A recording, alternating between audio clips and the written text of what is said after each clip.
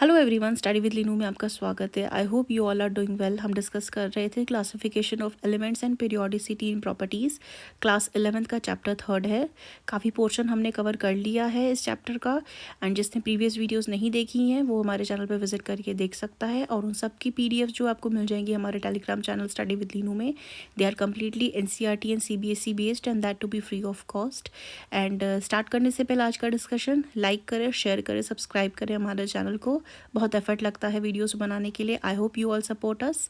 And discuss करते हैं आज का टॉपिक। हम कर चुके थे, काफ़ी सारी प्रॉपर्टीज़ डिस्कस कर चुके थे, ट्रेंड्स को डिस्कस कर चुके थे। नेक्स्ट आज हम यहाँ पे पढ़ रहे हैं periodic trends in the chemical properties के बारे में। Most of the trends in chemical properties of elements जैसे कि diagonal relationship, inert pair effect, effect of lanthanoid contraction will be dealt with along the discussion of each group in the later units. यानी आगे जाकर के हम इनके बारे में स्पेसिफिकली पढ़ेंगे। अभी के टाइम पे हम क्या यहाँ पर डिस्कस करते हैं, जो पीरियोडिसिटी होती है of the valence state shown by elements और and the anomalous properties of the second period elements lithium से फ्लोरीन तक का डिस्कस करेंगे। सबसे पहले यहाँ पे आता है हमारे पास पीरियोडिसिटी ऑफ वैलेंस और ऑक्सीडेशन स्टेट। जो वैलेंस होता है आपका is the most characteristic property of the element and can be understood in the terms of electronic configuration. जो वैलेंस होता है रिप्रेजेंटेटिव एलिमेंट्स का, ये यूजुअली क्या होता है, equal to the number of electrons in the outer most orbital, या फिर बराबर होता है to the 8 minus the group और number of outer most electrons, जैसे कि यहाँ दिया गया है। यहाँ क्या दिया है आपका ग्रुप, यहाँ पे मेंशन कर रखे हैं 1 2, उसके बाद 13, क्योंकि 3 से लेके 10 तक का आपका डी ब्लॉक में चला जाता है। यहाँ डिस्कस किया गया है आपका एस का और पी ब्लॉक का। Number of valence electron S के पहले वाले में कितने आएंगे, आपके पास 1 आएगा। दूसरे में कितना आ जाएगा, यहाँ पे आपके पास 2 आएगा। ऐसे ही पी ब्लॉक में चले जाएंगे तो यहाँ पे 3 है ना तो 3, 4 है तो 4, ऐसे करके रहेगा। वैलेंस में यहाँ पे कितने इलेक्ट्रॉन आ सकते हैं आपके, यहाँ पे 1 ही रहेगा। यहाँ 2 है, यहाँ 3 है, यहाँ 4 है। फिफ्थ में आपका 3 भी हो सकता है, 5 भी हो सकता है। 16 में आपका 2 हो सकता है, 6 हो सकता है। 17 में 1 हो सकता है, 7 हो सकता है। और 18 में आपका 0 और 8 हो सकता है। ध्यान रखेंगे 18 वाला जो होता है आपके क्या होते हैं, नोबल गैसेस होते हैं। इनका ऑक्टेट क्या होता है, जनरली आपका कंप्लीट होता है, स्टेबल होते हैं ये। Nowadays the term oxidation state जो होता है फ्रिक्वेंटली यूज़ करते हैं for the valence. Consider 2 oxygen containing compounds. एक है हमारे पास OF2, दूसरा है हमारे पास Na2O। ठीक हो गया। जो ऑर्डर होता है इलेक्ट्रोनेगेटिविटी का, जो 3 एलिमेंट्स यहाँ बताए गए हैं, इसमें सबसे ज़्यादा किसका होगा, आपका फ्लोरीन का होगा, फिर ऑक्सीजन का होगा, फिर सोडियम का होगा। Each of the atoms of fluorine जो होता है विथ आउटर इलेक्ट्रॉनिक कन्फिग्रेशन क्या हो जाएगी आपकी फ्लोरीन की, 2s2 2p5। आउटर में कितने इलेक्ट्रॉन प्रेजेंट है, टोटल 7 इलेक्ट्रॉन प्रेजेंट है यहाँ पे। शेयर करता है 1 इलेक्ट्रॉन ऑक्सीजन के साथ इन द OF2 मॉलिक्यूल में। ठीक हो गया। Being highest electronegative element, fluorine जो होता है आपकी, इसकी इलेक्ट्रोनेगेटिविटी पूरी पीरियोडिक टेबल में सबसे ज़्यादा होती है। फ्लोरीन जो होता है इस गिवन ऑक्सीडेशन स्टेट -1। फ्लोरीन की कितनी हो जाएगी आपकी, इसके वजह से -1 हो जाएगी।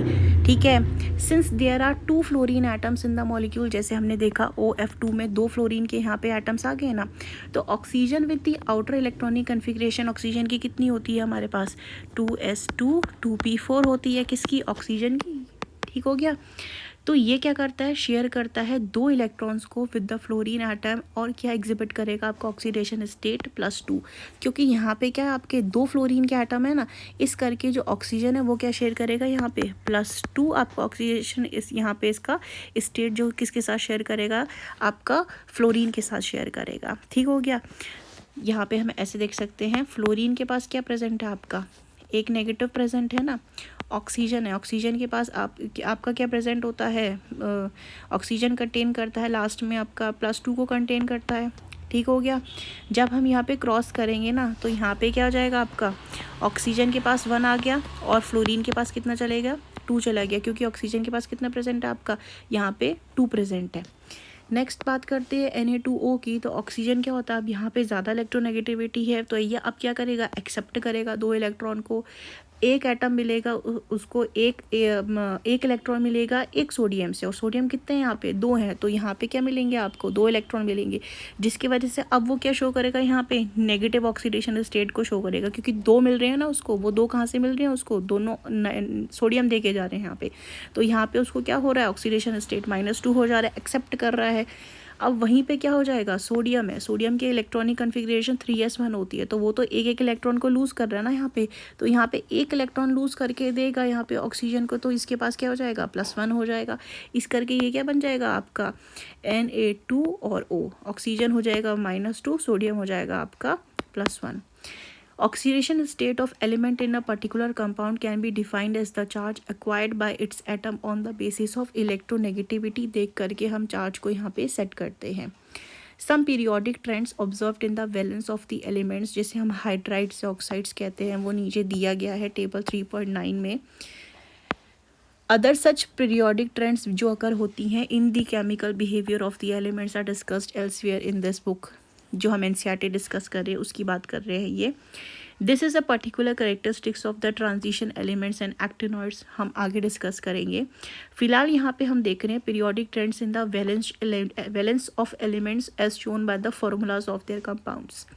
फार्मूला हाइड्राइड का क्या बनता है आपका LiH, NaH, KH, CaH2, B2H63, AlH3, ये सारे क्या बना रहे हैं आपके हाइड्राइड्स बना रहे हैं, और ऑक्साइड्स क्या बना रहे हैं आपके Li2O, Na2O, K2O, MgO, CaO। ठीक हो गया। नेक्स्ट आता है हमारे पास anomalous properties of the second period elements.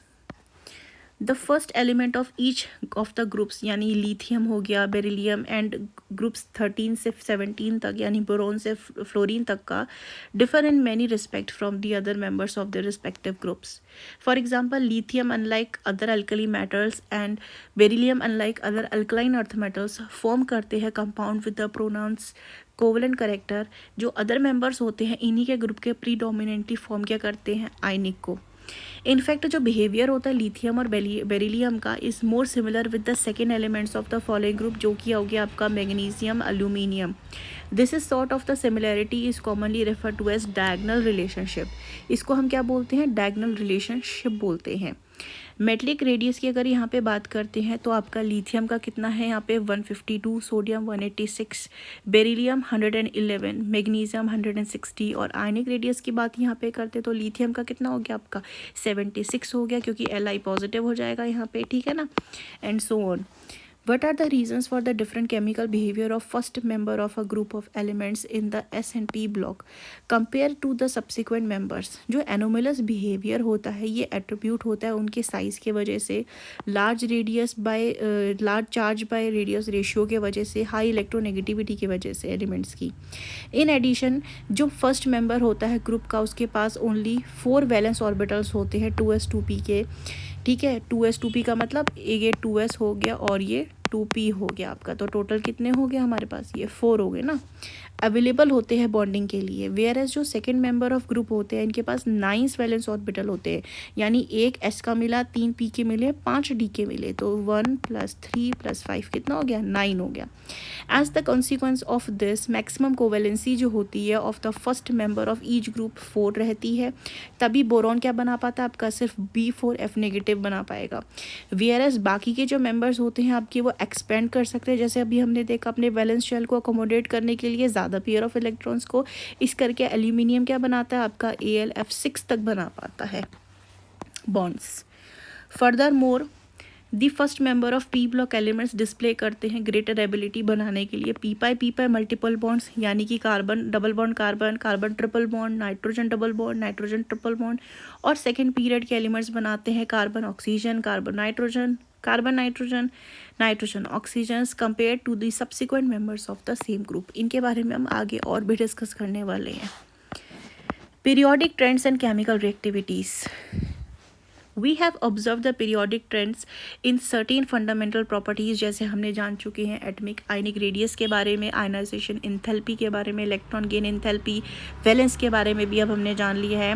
We know by now that periodicity जो होती है वो रिलेट किससे कर रही है, सब रिलेट करती है इलेक्ट्रॉनिक कॉन्फ़िगरेशन से। That is all chemical physical properties जो होती हैं आर मैनिफेस्टेशन होती हैं इलेक्ट्रॉनिक कॉन्फ़िगरेशन ऑफ एलिमेंट्स का। We shall not try to explore relationship between these fundamental properties. जो एटमिक और आयनिक रेडियाई होता है, जैसे हम जानते हैं जनरली डिक्रीज करेगा जब हम पीरियड में जाते हैं लेफ्ट से राइट की तरफ। As a consequence ionisation enthalpy क्या करती है, जनरली आपकी इंक्रीज करेगी, और इलेक्ट्रॉन गेन इंथैल्पी क्या हो जाएगी, मोर एंड मोर नेगेटिव हो जाएगी अक्रॉस द पीरियड जब हम जाएंगे लेफ्ट टू राइट में।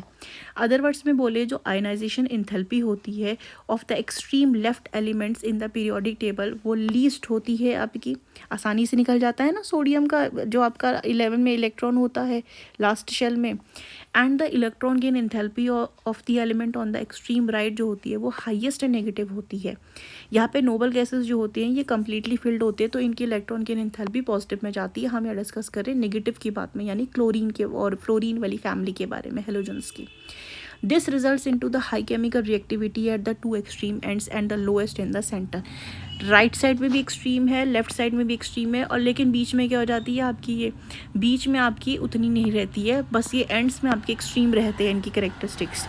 Thus the maximum chemical reactivity at the extreme left alkali metals यानी एस ब्लॉक के हो गए is exhibited by the loss of an electron leading to formation of cation, जैसे हम जानते हैं ना। एंड एक्सट्रीम राइट में क्या हो जाता है, गेन हो जाता है किसका, एक इलेक्ट्रॉन का, तो ये क्या बना देते हैं, एनायन बनाते हैं। भैया सोडियम है, सोडियम का 281 इलेक्ट्रॉनिक कन्फिगरेशन है, ठीक है, एक लूज कर दिया तो अब क्या हो जाएगा, Na पॉजिटिव, एक आयन को इलेक्ट्रॉन लूज करके आयन में बन गया, ये क्या होगा आपका कैटायन हो गया।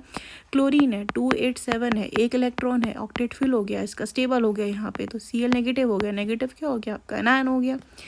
This property can be related with the reducing and oxidising behaviour of the elements, जो हम आगे डिस्कस करेंगे चैप्टर्स में। हावेवर यहाँ पे हम क्या जान सकते हैं, it can be directly related to the metallic and non metallic properties. Thus metallic character जो होता है एलिमेंट का वो हाईएस्ट होता है एट द एक्सट्रीम लेफ्ट में, यानी कि एस ब्लॉक वाली जगह पे आपका एक्सट्रीम क्या होता है, बहुत ज़्यादा होता है, और जैसे ही नीचे नीचे जाएंगे आपका क्या, वो क्या हो जाता है आपका, and the non metallic character increase करता है while moving from left to right across the table, है कि नहीं। यानी कि जब हमारे पास एस ब्लॉक की तरफ होते हैं, लेफ्ट साइड होते हैं पीरियोडिक टेबल के, तो यहाँ पे क्या होगा, आपका मेटलिक करेक्टर जो होता है वो extremely metallic character of an element which is highest at the extremely left decreases and the not metallic character increases while moving from the left to right। ठीक हो गया। जो केमिकल रिएक्टिविटी होती है एलिमेंट की can be best shown by its reaction with oxygen and halogen. Here we shall consider the reaction of element with oxygen only. Elements on the two extremes of the period easily combine करते हैं with oxygen बनाने के लिए oxides को, जैसे अभी example भी देखा था हमने Na2O का, ठीक है। The normal oxide formed by the elements on extreme left is the most basic, जैसे कि Na2 हो गया आपका, whereas that formed by the elements on the extreme right जो होंगे वो आपके बहुत ज़्यादा एसिडिक हो जाएंगे, यानी कि Cl2O7 ये अगर हम यहाँ बात करते हैं तो ये क्या हो जाएंगे, हाईली आपके acidic. Oxides of elements in the centre की तरफ ये हो क्या आपके जाते हैं, ये एम्फोट्रिक हो जाते हैं आपके, यानी कि न्यूट्रल भी कह सकते हैं हम इन्हें। ठीक हो गया। एम्फोट्रिक ऑक्साइड्स जो होते हैं ये बिहेव करते हैं कैसे, एसिड के जैसे भी और बेस के जैसे भी, whereas neutral oxides have no acidic और basic properties.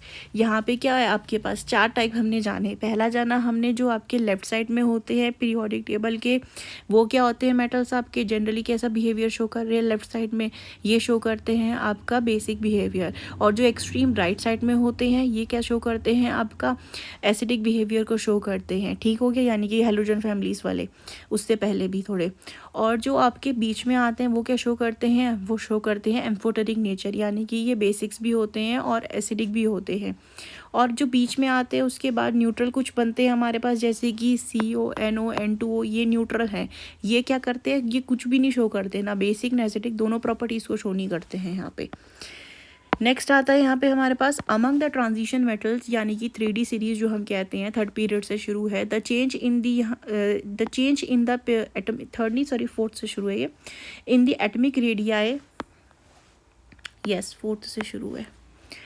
The change in the atomic radii is much smaller as compared to those of the representative elements across the period. ये जो change होता है atomic radii का is still smaller among the inner transition metals. Ionization enthalpies जो होती है ये intermediate होती हैं those of the S and the P block. As a consequence, they are less electropositive than the group 1 and 2. In a group जो increase होता है atomic और आयनिक रेडियाई का with increase in the atomic number generally result करता है gradual decrease in ionisation enthalpies and regular decrease in the electron gain enthalpies in the case of main group element. Thus जो metallic character होता है वो increase करता है down the group and non metallic character decrease करेगा down the group. ये जो trend है इसको हम रिलेट कर सकते हैं with reducing and oxidising properties जो आगे हम डिस्कस करेंगे. In the case of transition elements however a reverse trend observe हुआ है. This can be explained in the term of atomic size and ionization enthalpy. So this was the discussion we had about the chapter. If you have any queries, any question, you can ask in the comment section. Do like, share and subscribe our channel. Thank you for watching this video.